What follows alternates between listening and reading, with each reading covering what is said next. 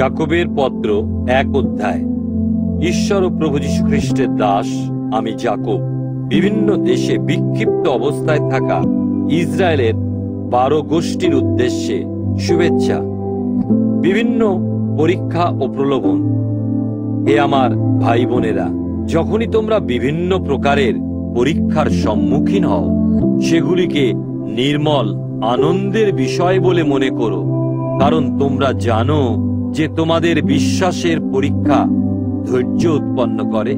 ধৈর্যকে অবশ্যই তার কাজ শেষ করতে হবে, যেন তোমরা পরিপক্ক ও সম্পূর্ণ হয়ে উঠতে পারো, কোনো বিষয়ের অভাব তোমাদের না থাকে।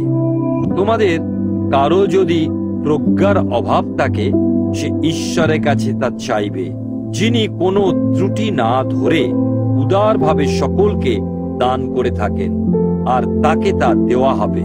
কিন্তু চাওয়ার সময় তাকে বিশ্বাস করতে হবে, সে যেন সন্দেহ না করে, কারণ যে সন্দেহ করে সে সমুদ্রের ঢেউয়ের মতো বাতাসে তাড়িত ও উৎক্ষিপ্ত। সেই ব্যক্তি এমন মনে না করুক যে সে প্রভুর কাছ থেকে কিছু পাবে। সে দ্বিমনা ব্যক্তি, তার সমস্ত কাজে কোনো স্থিরতা নেই। যে ভাই বোনেরা খুব সাধারণ পরিস্থিতিতে আছে, সে তার উঁচু অবস্থানের জন্য গর্ববোধ করুক, কিন্তু যে ধনী সে তার থেকে নিচু অবস্থানের জন্য গর্বিত হোক, কারণ সে বুনো ফুলের মতো হারিয়ে যাবে। কারণ সূর্য প্রখর তাপ নিয়ে উদিত হয় ও গাছপালা শুকিয়ে যায়, তার ফুল ঝরে যায় ও সৌন্দর্য নষ্ট হয়। একইভাবে ধনী ব্যক্তি তার কর্মব্যস্ততা সত্ত্বেও ম্লান হয়ে যাবে। ধন্য সেই ব্যক্তি যে পরীক্ষার মধ্যেও ধৈর্য ধরে, কারণ পরীক্ষা সহ্য করলে সে জীবন মুকুট লাভ করবে, যা দেওয়ার প্রতিশ্রুতি ঈশ্বর তাদের দিয়েছেন যারা তাকে ভালোবাসে। প্রলোভনে পড়লে কেউ যেন না বলে, ঈশ্বর আমাকে প্রলুব্ধ করেছেন, কারণ মন্দ বিষয়ের দ্বারা ঈশ্বরকে প্রলুব্ধ করা যায় না, আবার তিনিও কাউকে প্রলুব্ধ করেন না। কিন্তু প্রত্যেক মানুষ তার নিজের কামনা বাসনার দ্বারা আকর্ষিত হয়ে প্রলোভনে পড়ে ও কুপথে চালিত হয়। পরে সেই কামনা পূর্ণ গর্ব হয়ে পাপের জন্ম দেয় এবং পাপ পূর্ণতা লাভ করে মৃত্যু প্রসব করে। আমার প্রিয় ভাই বোনেরা, ভ্রান্ত হয়েও না। সমস্ত উৎকৃষ্ট ও নিখুঁত দান ঊর্ধ্বলোক থেকে, আকাশের জ্যোতিষ্ক মণ্ডলীর সেই পিতা থেকে আসে। তিনি কখনো পরিবর্তন হন না বা ছায়ার মতো সরে যান না। তিনি আমাদের মনোনীত করে সত্যের বাক্য দ্বারা আমাদের জন্ম দিয়েছেন, যেন তার সমগ্র সৃষ্টির মধ্যে আমরা এক প্রকার প্রথম ফসল রূপে গণ্য হতে পারি। শোনা ও করা। আমার প্রিয় ভাই বোনেরা, তোমরা এ বিষয়ে মনোনিবেশ করো। প্রত্যেকেই শুনতে আগ্রহী হও ও কথা বলায় ধীর হও এবং ক্রোধে ধীর হও, কারণ মানুষের ক্রোধ ঈশ্বরের কাঙ্ক্ষিত ধর্মময় জীবনের বিকাশ ঘটাতে পারে না। সেই কারণে তোমাদের জীবনের সমস্ত নৈতিক কলুষতা ও মন্দতা থেকে মুক্ত হও ও তোমাদের মধ্যে বপন করা সেই বচনকে নত নম্ররূপে গ্রহণ করো, যা তোমাদের পরিত্রাণ সাধন করতে পারে। বাক্যের কেবল শ্রোতা হয়েও না ও নিজেদের প্রতারিত করো না। বাক্য যা বলে তা করো। যে বাক্য শোনে অথচ তার নির্দেশ পালন করে না, সে এমন মানুষের মতো যে আয়নায় তার মুখ দেখে, নিজেকে দেখার পর সে চলে যায় এবং সঙ্গে সঙ্গেই ভুলে যায় সে দেখতে কেমন। কিন্তু যে নিখুঁত বিধানের প্রতি আগ্রহ ভরে দৃষ্টি দেয়, যা স্বাধীনতা প্রদান করে ও যা শুনেছে তা ভুলে না গিয়ে নিরন্তর তা পালন করতে থাকে সে সব কাজেই আশীর্বাদ পাবে। কেউ যদি নিজেকে ধার্মিক বলে মনে করে কিন্তু নিজের জিভকে লাগাম দিয়ে বশে না রাখে, সে নিজের সঙ্গে নিজেই প্রতারণা করে এবং তার ধর্ম অসার। পিতা ঈশ্বরের কাছে বিশুদ্ধ ও নির্দোষ রূপে গ্রহণযোগ্য ধর্ম হলো এই: অনাথ ও বিধবাদের দুঃখ কষ্টে তত্ত্বাবধান করা এবং সাংসারিক কলুষতা থেকে নিজেকে রক্ষা করা। যাকোবের প্রতি পত্র 2 অধ্যায়। পক্ষপাতিত্ব সম্পর্কে নিষেধাজ্ঞা। হে আমার ভাই বোনেরা, আমাদের মহিমাময় প্রভু যীশু খ্রিস্টে বিশ্বাসী রূপে তোমরা পক্ষপাতিত্ব দেখিও না। মনে করো কোনো ব্যক্তি সোনার আংটি ও সুন্দর পোশাক পরে তোমাদের মণ্ডলীর সভায় এলো এবং মলিন পোশাক পরে একজন দিনহীন ব্যক্তিও সেখানে এলো। তোমরা যদি সুন্দর পোশাক পরা ব্যক্তির প্রতি বিশেষ মনোযোগ দেখাও ও তাকে বলো, এখানে আপনার জন্য একটি ভালো আসন আছে, কিন্তু সেই দিনহীন ব্যক্তিকে বলো, তুমি ওখানে দাঁড়াও বা আমার পায়ের কাছে মেঝের উপরে বসো, তাহলে তোমরা কি নিজেদের মধ্যে বৈষম্যমূলক আচরণ করছো না ও মন্দ ভাবনা নিয়ে বিচারকের স্থান গ্রহণ করছো না? আমার প্রিয় ভাই বোনেরা, তোমরা শোনো, জগতের দৃষ্টিতে যারা দরিদ্র, ঈশ্বর কি তাদের মনোনীত করেননি যেন তারা বিশ্বাসে ধনী হয় এবং যারা তাকে ভালোবাসে তাদের কাছে প্রতিশ্রুত রাজ্যের অধিকারী হয়? কিন্তু তোমরা সেই দরিদ্রকে অপমান করেছ। ধনী ব্যক্তিরাই কি তোমাদের শোষণ করে না? তারাই কি তোমাদের বিচারালয় টেনে নিয়ে যায় না? তারাই কি সেই পরম শ্রেষ্ঠ নামের নিন্দা করে না, যার নিজস্ব অধিকার রূপে তোমরা পরিচিত হয়েছ? শাস্ত্রের এই রাজকীয় বিধান, তোমার প্রতিবেশীকে নিজের মতোই ভালোবেসো, যদি তোমরা প্রকৃতই মেনে চলো তাহলে তোমরা ঠিকই করছো। কিন্তু তোমরা যদি পক্ষপাতিত্ব করো তবে পাপ করেছ এবং বিধানের দ্বারাই তোমরা বিধান ভঙ্গকারী রূপে দোষী সাব্যস্ত হবে। কারণ সমস্ত বিধান পালন করে কেউ যদি শুধুমাত্র একটি আজ্ঞা পালনে ব্যর্থ হয়, সে তার সমস্তই লঙ্ঘনের দায়ে দোষী হবে। কারণ যিনি বলেছেন ব্যভিচার করো না, তিনি আবার বলেছেন তোমরা নরহত্যা করো না। তোমরা হয়তো ব্যভিচার করনি, কিন্তু যদি নরহত্যা করে থাকো তাহলে তোমরা বিধান ভঙ্গকারী হয়েছ। যে বিধানের দ্বারা তোমরা স্বাধীনতা লাভ করেছ, তারই দ্বারা তোমাদের বিচার হতে চলেছে। তোমরা সেই মতো কথা বলো ও কাজ করো, কারণ যে দয়া দেখায়নি নির্দয়ভাবে তার বিচার করা হবে। দয়াই বিচারের উপরে জয়লাভ করে। কর্মহীন বিশ্বাসের অসারতা। কোনো মানুষ যদি দাবি করে তার বিশ্বাস আছে কিন্তু সেই মতো কোনো কর্ম না থাকে, তাহলে আমার ভাই বোনেরা, এতে কি লাভ হবে? এ ধরনের বিশ্বাস কি তাকে পরিত্রাণ দিতে পারে? মনে করো কোনো ভাই বা বোনের পোশাক ও দৈনন্দিন খাবারের সংস্থান নেই। তোমাদের মধ্যে কেউ যদি তাকে বলে, শান্তিতে যাও, তুমি উষ্ণ ও তৃপ্ত থাকো, কিন্তু তার শারীরিক প্রয়োজন সম্পর্কে সে কিছুই না করে, তাহলে তাতে কি লাভ হবে? একইভাবে বিশ্বাসের সঙ্গে যদি কর্ম যুক্ত না হয়, তাহলে সেই বিশ্বাস মৃত। কিন্তু কেউ হয়তো বলবে, তোমার বিশ্বাস আছে কিন্তু আমার কর্ম আছে।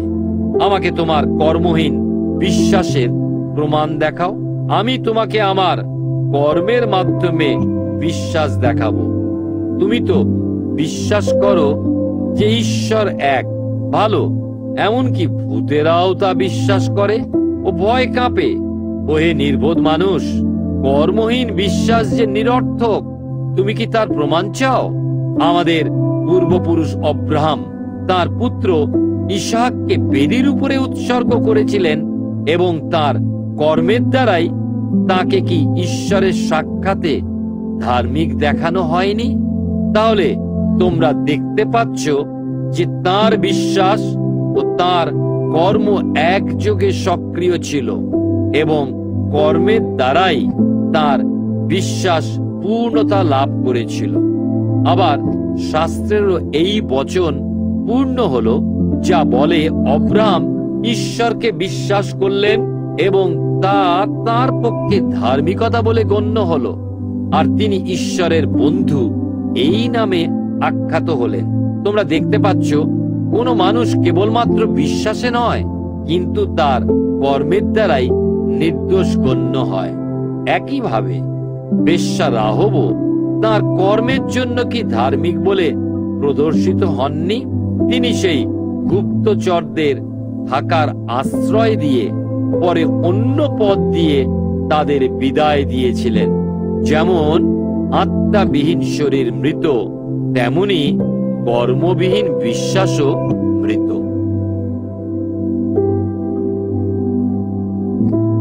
যাকবের পত্র 3 অধ্যায়। জীব সংযত করা। আমার ভাই বোনেরা, তোমরা অনেকেই শিক্ষক হতে চেও না, কারণ তোমরা জানো যে আমরা যারা শিক্ষা দিই আমাদের আরো কঠোরভাবে বিচার করা হবে। আমরা সকলেই বিভিন্নভাবে ভুল করি। কেউ যদি তার কথাবার্তায় কখনো ভুল না করে, তাহলে সে সিদ্ধ পুরুষ, সে তার সমস্ত শরীর বশে রাখতে সমর্থ। ঘোড়াকে বশে রাখার জন্য যখন আমরা তাদের মুখে লাগাম পরাই, তখন আমরা তার সমস্ত শরীরকেও নিয়ন্ত্রণ করতে পারি। কিংবা উদাহরণস্বরূপ জাহাজের কথাই ধরো, যদিও সেগুলি অনেক বড় ও প্রবল বাতাসে চলে, তবুও নাবিক একটি ছোট হালের সাহায্যে যেদিকে ইচ্ছা সেদিকে নিয়ে যায়। একইভাবে জীব শরীরের একটি ছোট অঙ্গ, কিন্তু তা মহাদম্ভের সব কথা বলে থাকে। ভেবে দেখো, সামান্য একটি আগুনের ফুলকি কিভাবে মহা অরণ্যকে জ্বালিয়ে দেয়। সেরকম জীবও যেন এক আগুন, শরীরের অঙ্গ প্রত্যঙ্গের মধ্যে অধর্মের এক জগতের মতো রয়েছে। সমগ্র ব্যক্তি সত্তাকে তা কলুষিত করে, তার সমগ্র জীবনচক্রে আগুন জ্বালায় এবং সে নিজেও নরকের আগুনে জ্বলে। সব ধরনের পশু পাখি, সরীসৃপ ও সামুদ্রিক প্রাণীকে বশ করা যায় ও মানুষ তাদের বশ করেছে, কিন্তু জীবকে কেউই বশ করতে পারে না। এ এক অশান্ত মন্দতা ও প্রাণঘাতী বিষে পূর্ণ। এই জীব দিয়েই আমরা আমাদের প্রভু ও পিতার গৌরব করি, আবার এ দিয়েই আমরা ঈশ্বরের সাদৃশ্যে সৃষ্ট সব মানুষকে অভিশাপ দিই। একই মুখ থেকে প্রশংসা ও অভিশাপ বের হয়ে আসে। আমার ভাই বোনেরা, এরকম হওয়া উচিত নয়। একই উৎস থেকে কি মিষ্টি জল ও লবণাক্ত জল উভয়ই প্রবাহিত হতে পারে? আমার ভাই বোনেরা, ডুমুর গাছে কি জলপাই কিংবা দ্রাক্ষালতায় কি ডুমুর উৎপন্ন হতে পারে? তেমনি লবণাক্ত জলের উৎস মিষ্টি জল দিতে পারে না। দু প্রকারের বিজ্ঞতা। তোমাদের মধ্যে কে জ্ঞানবান ও বুদ্ধিমান? সে জ্ঞানের মাধ্যমে আসা সৎ জীবন ও নম্রতায় করা কাজকর্মের দ্বারা তা প্রমাণ করো। কিন্তু তোমরা যদি তোমাদের অন্তরে তিক্ত ঈর্ষা ও স্বার্থকেন্দ্রিক উচ্চাসা পোষণ করো, তার জন্য গর্ব প্রকাশ করো না বা সত্যকে অস্বীকার করো না। এ ধরনের জ্ঞান স্বর্গ থেকে নেমে আসে না, তা পার্থিব, সাংসারিক ও শয়তান সুলভ। কারণ যেখানে তোমাদের মধ্যে ঈর্ষা ও স্বার্থকেন্দ্রিক উচ্চাসা আছে, সেখানেই তোমরা দেখবে বিশৃঙ্খলা ও সব ধরনের মন্দ অভ্যাস। কিন্তু স্বর্গ থেকে যে জ্ঞান আসে, প্রথমত তা বিশুদ্ধ, তারপরে তা শান্তিপ্রিয়, সুবিবেচক, অনুগত, করুণায় ও উৎকৃষ্ট ফলে পূর্ণ, পক্ষপাত শূন্য ও অকপট। আর যারা শান্তি স্থাপনের জন্য শান্তিতে বীজ বপন করে, তারা ধার্মিকতার ফসল উৎপন্ন করবে। যাকোবের পত্র 4 অধ্যায়। ঈশ্বরের কাছে আত্মসমর্পণ। তোমাদের মধ্যে কি কারণে সংঘর্ষ ও বিবাদ ঘটে? তোমাদের মধ্যে যেসব অভিলাষ যুদ্ধ করে, সেসব থেকেই কি তার উৎস নয়? তোমরা কিছু পেতে চাও, কিন্তু তা পাও না। তোমরা হত্যা করো, লোভ করো, কিন্তু যা পেতে চাও তা তোমরা পাও না। তোমরা বিবাদ করো ও সংঘর্ষে লিপ্ত হও। তোমরা ঈশ্বরের কাছে কিছু চাও না, তাই তোমরা পাও না। তোমরা যখন চাও, তখন তোমরা পাও না, কারণ তোমরা মন্দ উদ্দেশ্যে সেসব চেয়ে থাকো, যেন প্রাপ্ত বিষয়গুলি নিয়ে নিজেদের সুখাবিলাসের জন্য ব্যবহার করতে পারো। ব্যভিচারীর দল, তোমরা কি জানো না জগতের সঙ্গে বন্ধুত্ব হলো ঈশ্বরের প্রতি ঘৃণার নিদর্শন? কোনো ব্যক্তি যদি জগতের সঙ্গে বন্ধুত্বকে বেছে নেয়, সে ঈশ্বরের শত্রু হয়ে ওঠে। তোমরা কি জানো না যে শাস্ত্র কি বলে? যে আত্মাকে তিনি আমাদের মধ্যে অধিষ্ঠান করতে দিয়েছেন, তিনি চান যেন তিনি শুধু তাঁরই হয়ে থাকেন। ঈশ্বর এই আত্মাকে আমাদের মধ্যে বসবাস করতে দিয়েছেন। তোমাদের কি মনে হয় না যে শাস্ত্রে একথা বলার এক কারণ আছে? কিন্তু তিনি আমাদের আরো বেশি অনুগ্রহ দান করেন। এই কারণেই শাস্ত্র বলে, ঈশ্বর অহংকারীদের প্রতিরোধ করেন, কিন্তু নতনম্রদের অনুগ্রহ দান করেন। অতএব তোমরা ঈশ্বরের বশ্যতাধীন হও, দিয়াবলের প্রতিরোধ করো, আর সে তোমাদের কাছ থেকে পালিয়ে যাবে। ঈশ্বরের কাছে এসো, তিনিও তোমাদের কাছে আসবেন। পাপীরা, তোমরা তোমাদের হাত ধুয়ে ফেলো, ও দ্বিধাগ্রস্ত ব্যক্তিরা, তোমরা তোমাদের অন্তর পরিশুদ্ধ করো। তোমরা দুঃখ কাতর হও, শোক ও বিলাপ করো। তোমাদের হাসিকে কান্নায় ও আনন্দকে বিষাদে পরিবর্তন করো। তোমরা প্রভুর কাছে নিজেদের নতনম্র করো, তিনিই তোমাদের উন্নীত করবেন। ভাই বোনেরা, তোমরা পরস্পরের বিরুদ্ধে কুৎসা রটনা থেকে দূরে থাকো। যে তার ভাইয়ের বা বোনের বিরুদ্ধে কথা বলে কিংবা তার বিচার করে, সে বিধানের বিরুদ্ধে কথা বলে ও তা বিচার করে। তোমরা যখন বিধানের বিচার করো, তোমরা তা আর পালন না করে তা নিয়ে বিচার করতে বসো। বিধানদাতা ও বিচারক কেবলমাত্র একজনই, যিনি রক্ষা বা ধ্বংস উভয়ই করতে সক্ষম। কিন্তু তুমি কে যে তোমার প্রতিবেশীর বিচার করো? আগামীকালের বিষয় গর্ব। এখন শোনো, তোমরা যারা বলে থাকো আজ বা আগামীকাল আমরা এই নগরে বা ওই নগরে যাব, সেখানে 1 বছর থাকবো, ব্যবসা করে অর্থ উপার্জন করব, কেন তোমরা তা জানোই না যে আগামীকাল কি ঘটবে? তোমাদের জীবন কি ধরনের? তোমরা তো কুয়াশার মতো, যা সামান্য সময়ের জন্য দেখা দিয়েই মিলিয়ে যায়। বরং তোমাদের বলা উচিত, যদি প্রভুর ইচ্ছা হয়, আমরা বেঁচে থেকে এ কাজ বা ও কাজ করব। কিন্তু যেমন দেখা যাচ্ছে, তোমরা দম্ভ ও বড়াই করছো। এ ধরনের সমস্ত গর্ব হলো মন্দ বিষয়। তাহলে সৎকর্ম করতে জেনেও যে তা করে না, সে পাপ করে। যাকোবের পত্র 5 অধ্যায়। অত্যাচারী ধনীদের প্রতি সতর্কবাণী। ওহে ধনী ব্যক্তিরা, তোমরা এখন শোনো, তোমাদের উপরে যে দুঃখ দুর্দশা ঘনিয়ে আসছে, তার জন্য তোমরা কাঁদো ও বিলাপ করো। তোমাদের ধন সম্পদ পচে যাচ্ছে ও জামা কাপড় পোকায় খেয়ে নিচ্ছে। তোমাদের সোনা ও রূপো পচতে শুরু করেছে। সেই পচনই তোমাদের বিপক্ষে সাক্ষ্য দেবে ও আগুনের মতো তোমাদের শরীরকে গ্রাস করবে। কারণ শেষের দিনগুলির জন্য তোমরা ধন সঞ্চয় করছো।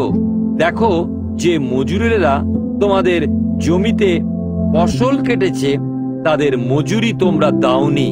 তারা তোমাদের বিরুদ্ধে চিৎকার করছে। যারা শস্য কাটে, তাদের কান্না সর্বশক্তিমান প্রভুর কানে গিয়ে পৌঁছেছে। তোমরা পৃথিবীতে বিলাসিতায় ও আত্মসুখ ভোগে জীবন কাটিয়েছ।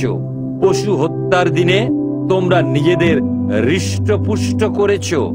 যারা প্রতিরোধ করেনি, সেই সব নির্দোষ মানুষকেও তোমরা অপরাধী সাব্যস্ত করে হত্যা করেছ।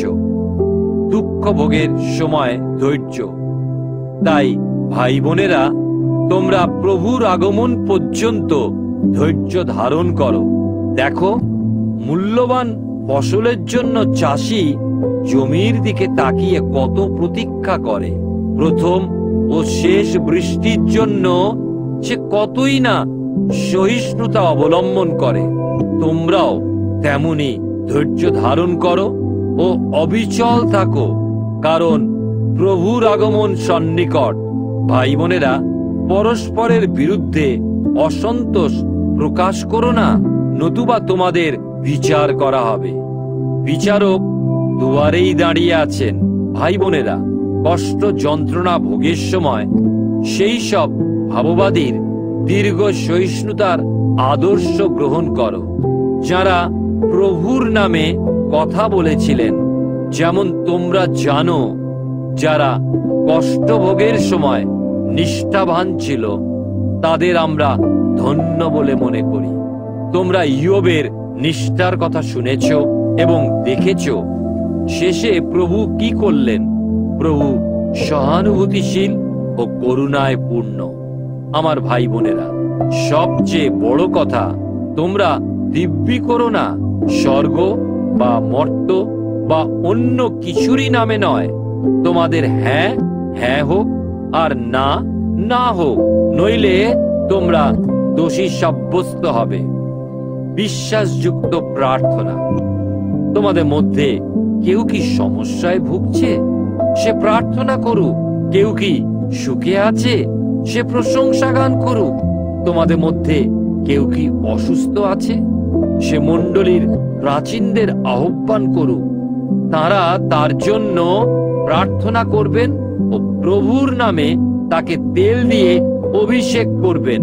আর বিশ্বাসের সঙ্গে নিবেদিত প্রার্থনা সেই অসুস্থ ব্যক্তিকে সুস্থ করবে। প্রভু তাকে তুলে ধরবেন। যদি সে পাপ করে থাকে, সে ক্ষমা লাভ করবে। সেই কারণে তোমরা পরস্পরের কাছে পাপ স্বীকার করো ও পরস্পরের জন্য প্রার্থনা করো, যেন তোমরা আরোগ্য লাভ করতে পারো। ধার্মিকদের প্রার্থনা শক্তিশালী ও কার্যকারী। এলিও আমাদের মতোই একজন সাধারণ মানুষ ছিলেন। দেশে বৃষ্টি না হওয়ার জন্য তিনি একান্তভাবে প্রার্থনা করেছিলেন, আর 3.5 বছর পর্যন্ত বৃষ্টি হয়নি। আবার তিনি প্রার্থনা করলেন, আকাশমণ্ডল থেকে বৃষ্টি এলো ও পৃথিবী শস্য উৎপন্ন করল। আমার ভাই বোনেরা, তোমাদের মধ্যে কেউ যদি সত্য থেকে দূরে চলে যায় ও অপর কেউ তাকে ফিরিয়ে আনে, তাহলে একথা মনে রেখো, পাপীকে যে কেউ তার ভুল পথ থেকে ফেরায়, সে তাকে মৃত্যু থেকে রক্ষা করে ও তার সব পাপ ঢেকে দেয়।